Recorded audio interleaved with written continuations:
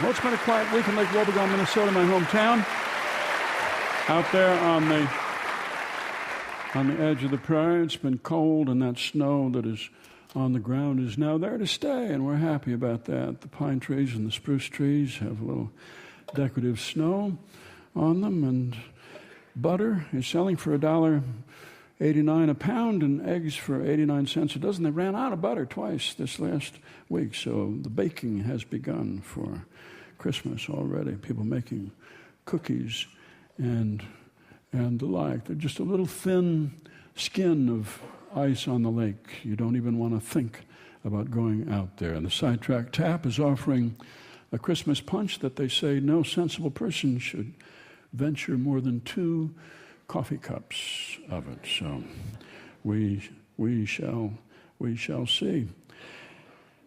It's the big moon tonight, the full moon. It's the long night moon, and this bright moonlight wakes people up in the middle of the night. Moonlight, 2 a.m. in the morning, and you get up and you think these long thoughts that you would not think at other times of the year. People who sleep like logs, now they sleep like tall grass, and they wake up thinking about that scoutmaster who used to take them winter camping and who told them that the best way to treat hypothermia is to strip the clothes off the victim, and then you take off your own clothes and you lie next to that person naked in a sleeping bag. We've been thinking about that man for a while, wondering where he is now, wondering what he is up to, thinking about that evangelist who came up from Tulsa, Oklahoma, came up in December. He was led by the Spirit, but evidently the Spirit hadn't looked at the weather forecasts. He wasn't used to cold weather. Came all the way up to Lake Wobegon. Brother Barnum was his name. He had his hair very beautifully parted in the middle, and he had a brushy red mustache, and he went around tying fish line around people's wrists and saying words over them. He was charismatic. Not that we would know charismatic. I mean, we're Lutherans, but he appeared to believe that he was charismatic, and he had tremendous faith until it started to get really, really cold that year, and they had to put him under quilts and put weights on him to keep him from shivering. He could not even bathe himself. He couldn't brush his own teeth. He was shaking so hard. Finally, they had to take up a collection and put him on a train and send him back to his sister in Florida, because he was just so miserable. Had to pay 2 fat ladies to sit on either side of him to keep him warm going down there. And when he got down to Florida, he found that he had lost his faith, and he could not reconcile winter in Minnesota with the idea of a loving God. He could not put them together. So he mastered the art of shuffling cards, the double shuffle. He learned how to do it and how to put the card that you wanted in a place where you could find it when it was useful to you. And he made his living playing Texas draw in the back room of hotels. He found some women, some fat, some thin, to comfort him. And last we heard, he was running for Congress. So it was his inspiration in a way. That was a terrible, bitter winter. What year was that? I think it was 1975. It was the year that the empire builder was stuck stranded out in the middle of North Dakota for 2 weeks back in December 1975. Children were conceived on that train. It was that bad. That's how bad it was. They finally got free. But those children, some of them have formed an empire builder child society. And they have reunions every year. They come back. The most recent one was in Lake Wobegon. There they were. They were just infants back in 1975, 76. They were born in 76, conceived in 75, born in the fall of 76. And here they are, just young, confused people in their late 30s wandering around town, belonging to an organization which is based simply on the idea of their conception. Kind of an odd thing, odd to have them around. There was one of them walking around town, leaving big tracks across people's backyards. People thought it was a prowler. It wasn't. It was just a man brooding about why he had been born. The unanswerable question. No, people think about these things when there's a full moon on a winter night. They think about Aunt Cooter. I think about Aunt Cooter, who wasn't even related to us. She was just a poor, unfortunate, old lady who came to stay with us. We were Christians, so we had to offer hospitality, but we thought that other Christians would pick up the slack and we'd be able to pass her around. And no, they felt that she was so comfortable with us and she belonged to us. Somehow, I don't know what made them think that.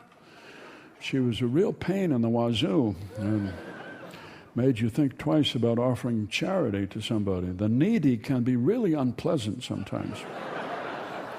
She sat in a corner by the chimney and listened to the wind up there, and she would just moan along. Oh, this will be my last winter, I'm sure. Well, as it turned out, it was. We were not unhappy about that. No, she had 2 teeth in her mouth. Her food had to be pre-chewed for her, which sounds like a greater pleasure than it is. Sat there wrapped in an old quilt, and then she got hallucinations, and she could see Jesus outside the window, out in the snowdrifts, walking on snow. In Scripture, he walks on water, but anyway, he was walking on snow, and she thought he was coming for her, and she ran around from room to room, and then she was taking her clothes off and saying, I want the new raiment, she'd say. I want the new raiment. And when someone goes berserk and hallucinates like that, they become stronger and stronger. She's a little frail lady, but she was hard to get the clothes back on her. And if there was anybody who didn't even want to think about nude, it was Aunt Cooter.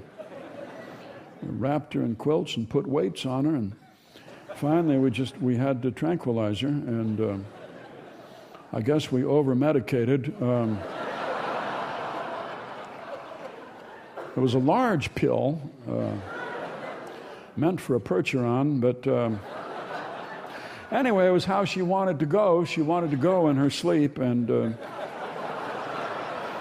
Jesus was waiting for her somewhere, so it must have turned out all right for her. And then there was the problem of burying her because it was so cold. You couldn't put a pickaxe in the ground. Even if you put hot coals out on the turf, it still was frozen hard. You could only dig down about 2-3 inches, and she was skinny, but she needed more space than that. So we just stood her up in the woodshed,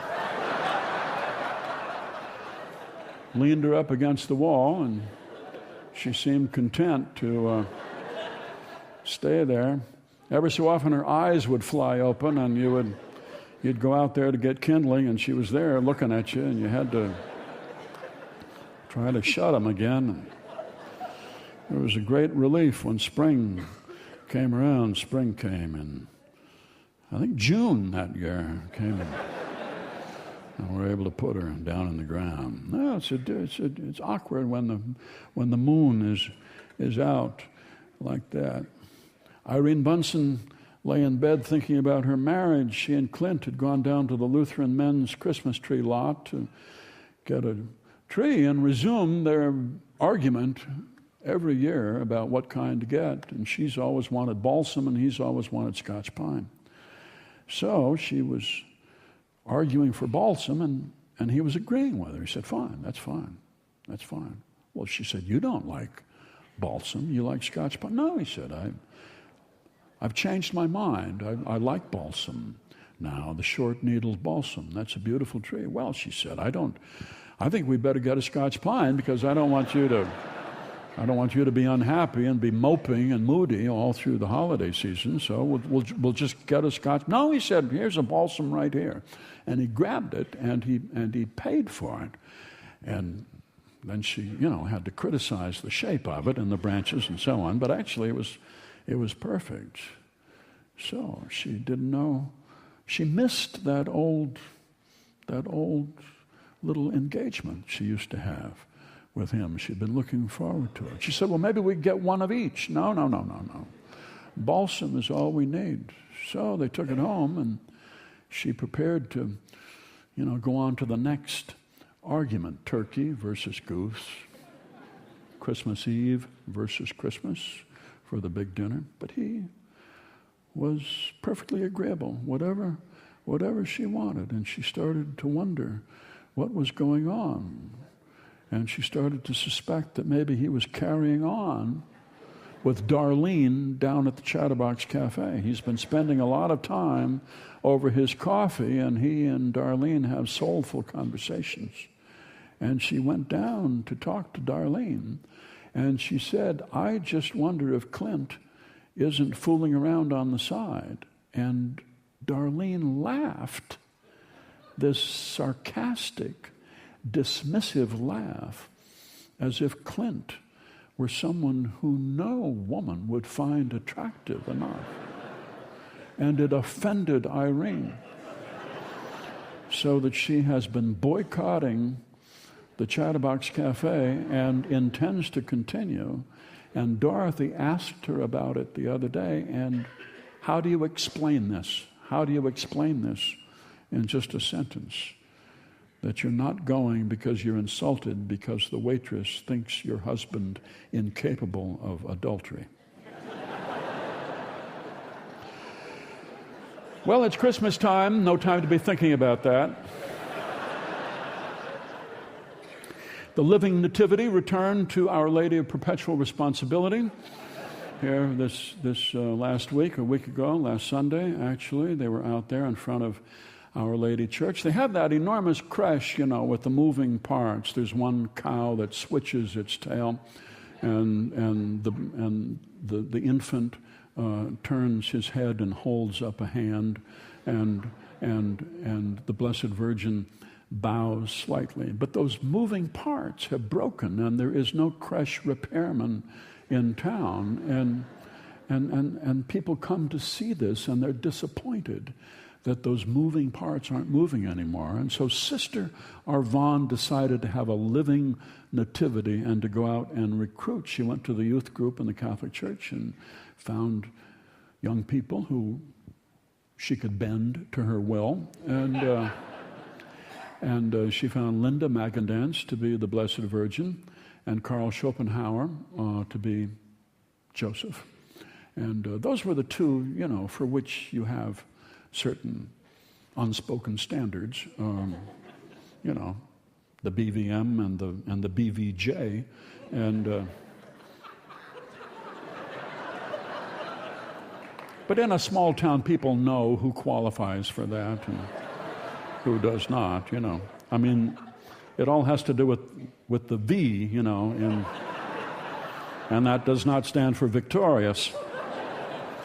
So they were all set, and there were some llamas who appeared in the role of camels, and there were some real sheep who were there who did not really want to be there, but there they were, and they were stuffed full of sweets, and all sorts of children. Shepherds were there. You don't care about their character whatsoever. They were, some of them brought things to drink, and big robes, probably just as they were in Scripture.